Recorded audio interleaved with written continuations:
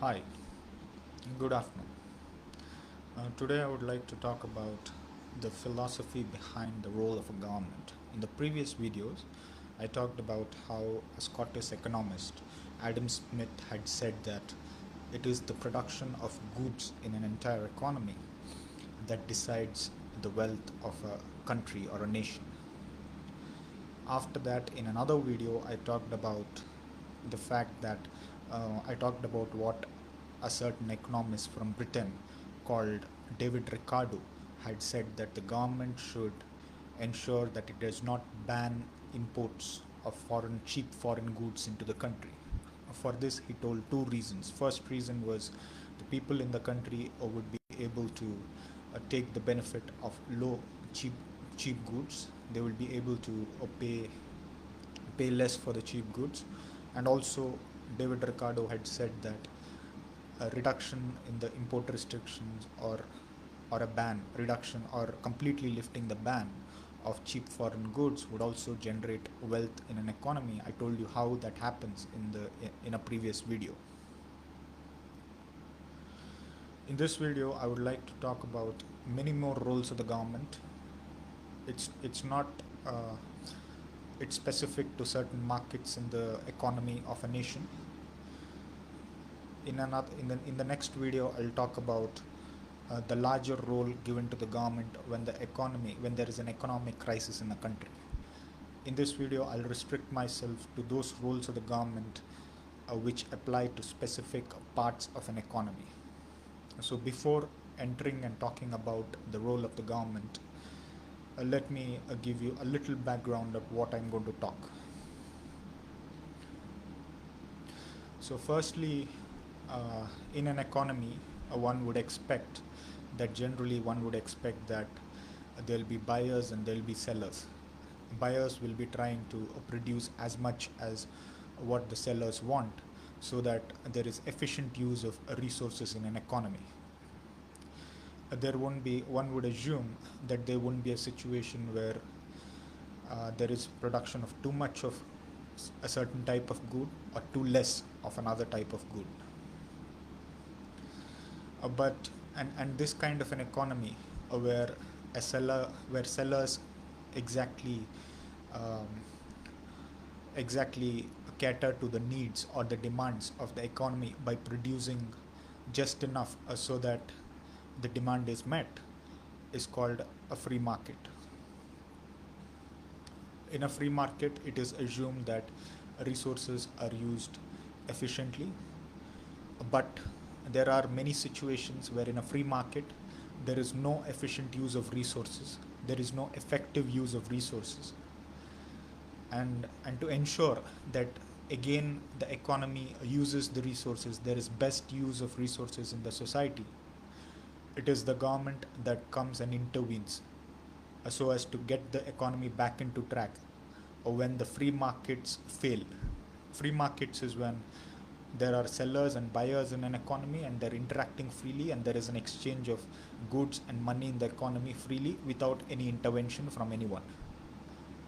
And it is assumed that in a free market, it's not assumed, in a free market, a lot of the times there is efficient use of the resources. The markets make use of the resources in the best possible way, so that there is best use of resources. But sometimes the free markets fail, and that's when the governments intervene. In this video, I'll talk about three examples where the free markets fail and how the government intervenes to ensure that the brought back economy is brought back on track, by ensuring that there is best use of resources, by ensuring that too much of something or too less of some other thing is not produced, there is efficient use of resources. So so I'll talk about three examples. The first example is about a paint factory and a fishery.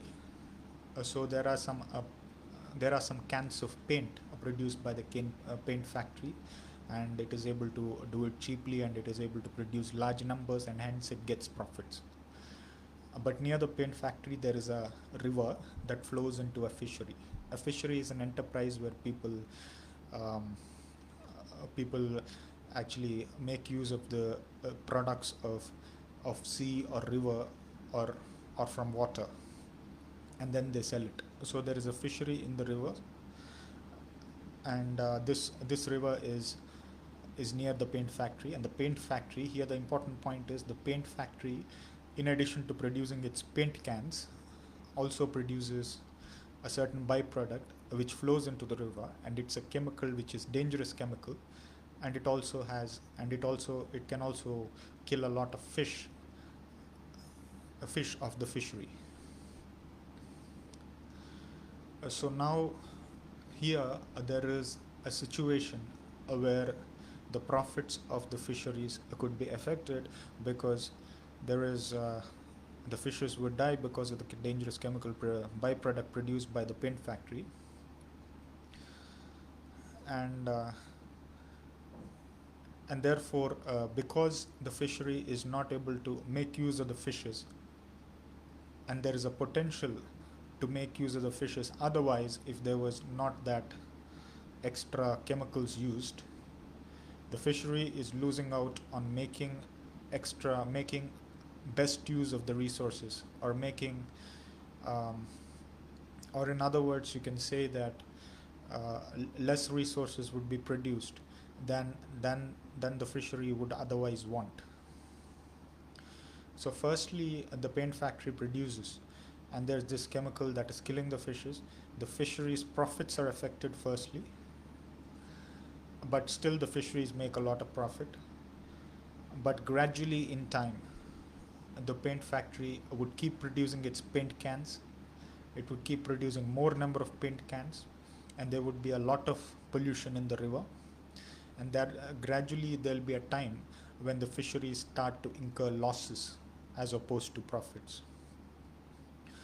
When the loss to the fishery is much higher than the extra cans of paint that the paint factory produces, it is often uh, it is often good that the paint factory abandons the production of that extra cans of paint that is causing that extra pollution and killing a lot of fish. Initially, when the fisheries was still having profits, many of the fishes are getting killed, but the fisheries were having the profits. After some time, gradually, when the fisheries incur losses, there'll be more fishes that will be, because there were more fishes that were killed. At this point, it would be better that the paint factory completely abandons its production of those extra cans from which it is getting profits, so that there could be a possibility where the fisheries could again get back to getting the profits. The paint factory would not think about the well-being of the fisheries, the fact that it was going through losses because of the death of the fishes. The paint factory would continue to get its own profits by producing its paint cans, and there is no one to stop the paint factory from reaping as much profit as it wants without caring about the fisheries, except the government. In this case, the free market fails because there is too less of a product that is produced, that is the products of the fisheries, when there is a great potential for producing much more than what it would have if it did not incur the losses. So when there is too less of something that is produced, it means that there is no efficient use of resources, and therefore the basic aim of the economy is to ensure that there is efficient, effective use of resources. There is best use made of the resources to ensure that too much of something which is not needed is not produced, and too less of something which is needed is produced. That is the aim of the economy. Initially, it was thought that the free markets would would ensure that there is efficient user resources, but the free markets fail. In this case, in the case of fishery, the free market had failed because there is too less of something that is produced, and the fishery is also going through uh, incurring losses, and it's not able to cater to the demand of the people for the products of the fishery as well. So when there is too less of something that is produced, which is also in demand, then there is than what can be produced, what can actually be produced, then there is um, a lack of efficient use of resources, and this is where the government should intervene and ensure that the economy gets back into track by making best use of resources. And now the question is, how does the government intervene to ensure that this imbalance in the society is reduced to some extent? One thing the government can do is, firstly, the paint factory. The paint factory keeps on producing its paints irrespective of the loss incurred to the fishery, and it is doing that because there is no one to ask it to pay for that pollution that the paint factory was producing in the first place. Imagine that if the paint factory had to pay for the pollution in addition to its factory workers and for the production of the paint factories. If it was asked to pay for the production, it would be left with less money to produce those extra cans of paint that ensured that the fisheries were incurring losses. Uh, so, uh, so if someone asked the fishery, if fishery was spending a lot of money in um, to ensure that the pollution is reduced, okay, if fishery was made to pay for the pollution, then it will have less money and it will produce less cans. So who can do this? The government can do it. So therefore, the government intervenes here to ensure that the economy is put back to track. The government, what it does is it takes away money from the fishery, and it does so by imposing certain taxes on the fishery. When the fishery pays for the pollution, it will have less money with it to invest on the extra cans of paint that is causing a loss to the fishery. That at a point is reached when the loss to the fishery is much higher than the profit reaped by the paint factory by producing those extra cans of paint. At that point, now when the fishery gets to pay for the pollution, it would stop the production of those extra cans. The fishery would still produce its paint and cater to the demand, but it would do so in such a way that uh, benefit in such a way that other entities in the society are not affected negatively. The pollution produced by the paint factory is called by a certain name. The pollution produced by this paint factory is affecting the entities external to the paint factory, and therefore the pollution is called an externality. It is called a negative externality because it is negatively impacting the firm that is external to the firm that is producing the pollution or the externality. So in societies, there'll be in a society or an economy, if there is a production of externality, in this case a negative externality, the free markets fail, the government should intervene. There is also a production of a positive externality, and I'll tell you how the government intervenes in this case. For this, let me take an example. Imagine that there is a packaging company, and this packaging company had found a way, had invested in its research, and had invented a certain kind of a plastic so that it could produce its plastic containers, cheaply and in large quantities, and get a lot of profits. Now, the knowledge of this new kind of plastic can also be used by another factory. For example, let us take car manufacturing factory. The car manufacturer could use the knowledge of this knowledge or produced or knowledge of the new plastic that was produced, and can produce its a certain kind of dashboards. Dashboards are plastics on which equipments and other accessories are are fixed so that the driver in a car can use it. So imagine that there is this car manufacturing factories, and it makes use of the knowledge of making the new kind of plastic, which was made by a packaging company to make these dashboards. And because of that, it is able to make cheaper dashboards. It is able to make them in large quantities. It is able to manufacture large cheaper cars and in large quantities, and therefore it is able to get profit. And now here the problem comes when the packaging company, which had invented the new kind of plastic, it won't care about the profits of the car manufacturing company after the car manufacturing company uses the knowledge produced by the packaging company. It won't care about the profits of the car manufacturing company. And the decisions that the packaging company takes would be into investing in, while it invests in its research, would be only restricted to ensuring that the benefits are taken, or the benefits um, to ensure that benefits only happen for the there are benefits for the car for the packaging company. So the decisions that it makes would only affect the packaging company.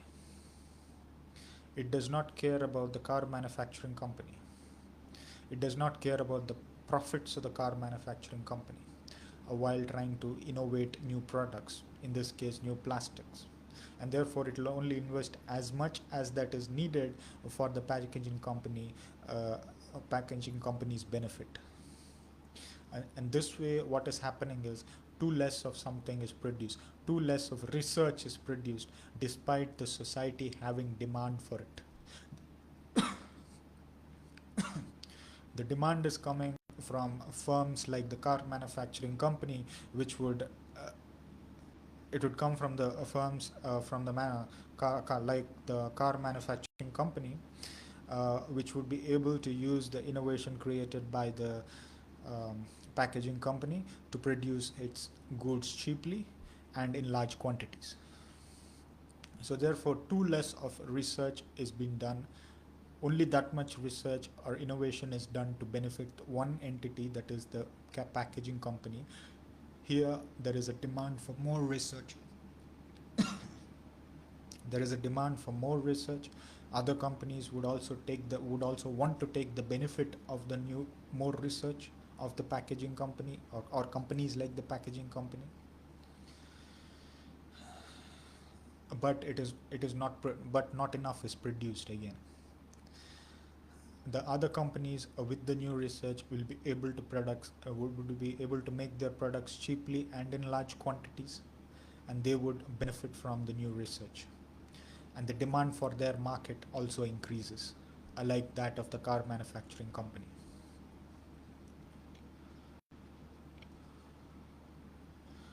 So now too less of something is produced, the government should intervene. How does the government intervene? It puts money into the economy. Which part of the economy? The part of the economy related to the car manufacturer, the packaging company. It would give money to the packaging company to ensure that the packaging company, or to encourage the packaging company to invest a lot in research, to produce innovative products that will be beneficial for the society. And what is this payment called? It is called a subsidy. So in the earlier case, you have seen that in the case of a negative externality, just a second, there is a problem. Yeah. So in the case of a negative externality, you have seen that government had taken money away from certain part of a society.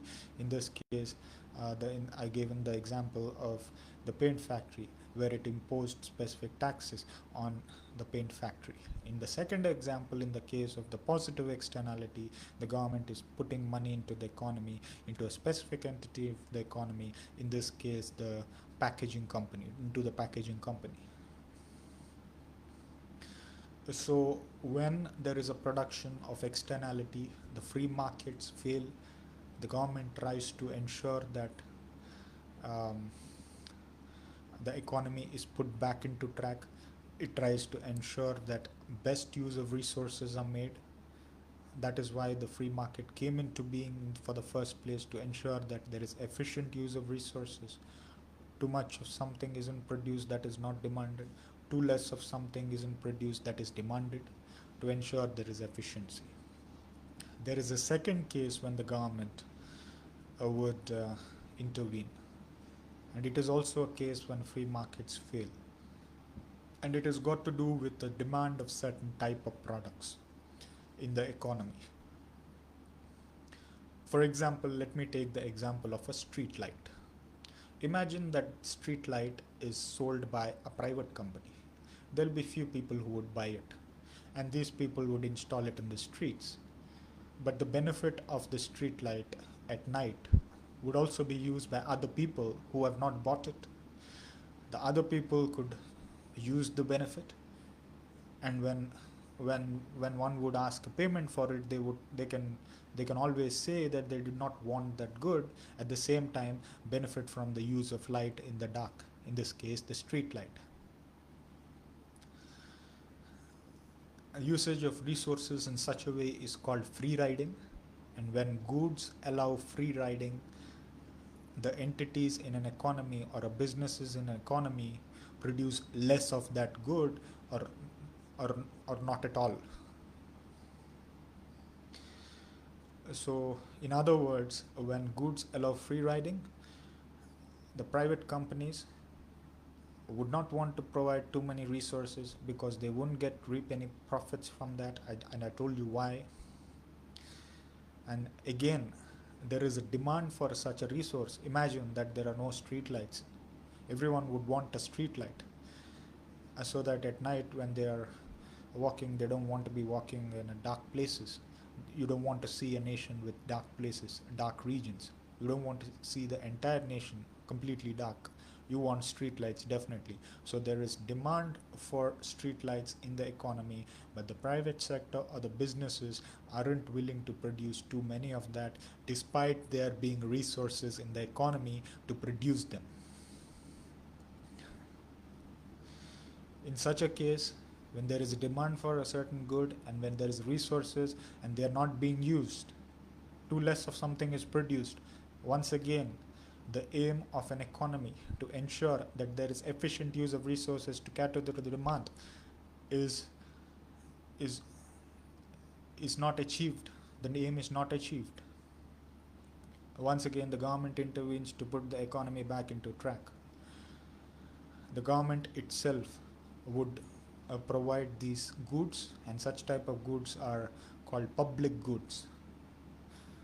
Let me tell you how they're different from all other goods, all other type of conventional goods. Let me take for example a chocolate.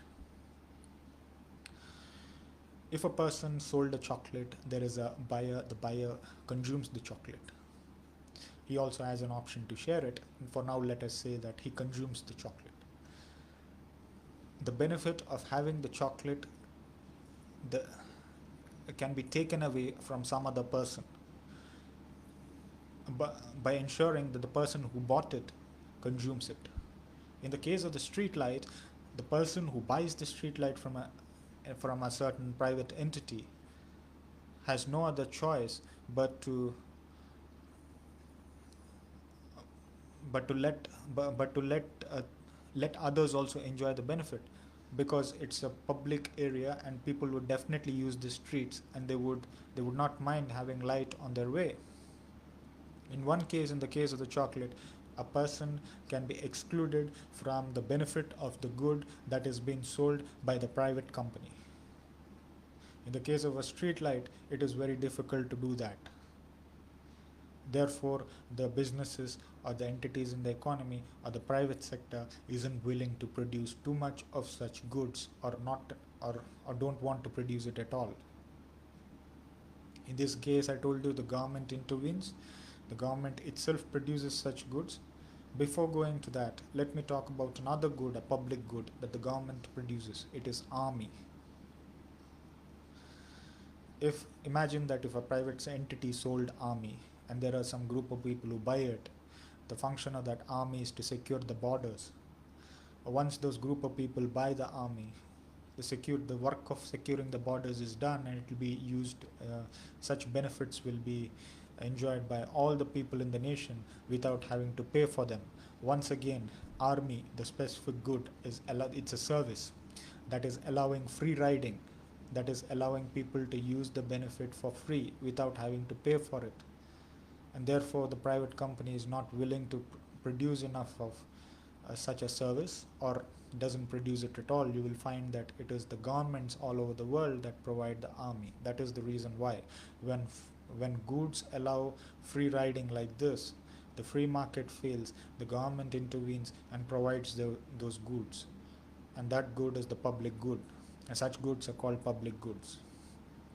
In the case of a negative externality, the pollution produced by the paint company, you have seen that the government had taken away money from a specific sector of the economy in the form of taxes. In this case, also to produce the public good, the government takes not from a specific entity but from the entire nation as a whole to provide that public good. The public goods can be street light, it can be army, it can be schools, it can be hospitals, it can be electricity. I have talked about a certain kind. So, in a sense, so far what I've talked about is when there is production of externality and when people want public goods, the free markets fail, the government intervenes to put the economy back into track, and I told you how the government intervenes. There is also a third case when the government would want to intervene when the free markets fail, and this third case has got to do with who supplies certain good in the economy. For example, if there are only small number of firms that are producing and selling oil, or if there is only one firm that is selling oil, that one firm, that single firm is said to have a monopoly in the production of oil. What would happen then? How would the free market fail in such conditions? What would happen is the single company would not have any competition for customers. Because of that, that single company or a monopoly would raise the prices to unreasonably high values, that would raise the prices of, let us say, oil or any other product to unreasonably high values. In such a case, what happens is the demand for that good in the economy reduces. When the demand reduces, too less of something is getting produced, which would have otherwise had a demand if the prices were high. But because the prices are low, too less of something is getting produced. Okay, when people want them and they're not able to buy it because of high prices, the monopoly is getting the benefit of the high profits that it earns. At the same time, it is not producing enough goods to cater to the demand of the people. The people are not demanding it because it is charging a high price for a use of the good, or for buying a good or a use of a service. If the prices were low, the demand would be there, and there will be use of resources much more than what it was before, what it was when the prices were high. In such a case, once again, the too less of something is getting produced, that is the oil, in the economy, when the potential for the economy to produce that good is very high. Therefore, the free market fails and the government intervenes. How does the government intervene? By making policies. Imagine that single firm was split up into small firms. There will be many small firms that will provide the good, and then there will be competition between these firms to get the customers. They would want to charge cheap prices for their goods.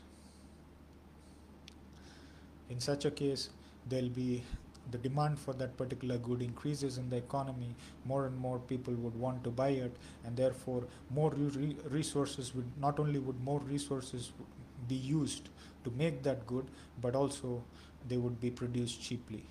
Therefore, once again, the economy uses efficiently uses its resources. There is best use of resources in an economy. That was the aim of economy. Aim of the economy is to ensure that there is optimal use of resources to cater to the demand. There is effective use of resources. There is best use of resources. And how does the government do it in this case? By making laws and policies that ensures the banning of the monopolies, or breaking those monopolies into small parts. For example, in the 20th century, there was an oil company that monopolized the sale of oil called Standard Oil in America. This company was later broken down into small entities later on by government policy. But still, despite all this, monopoly is still a problem in present day world, and the governments are trying to tackle it.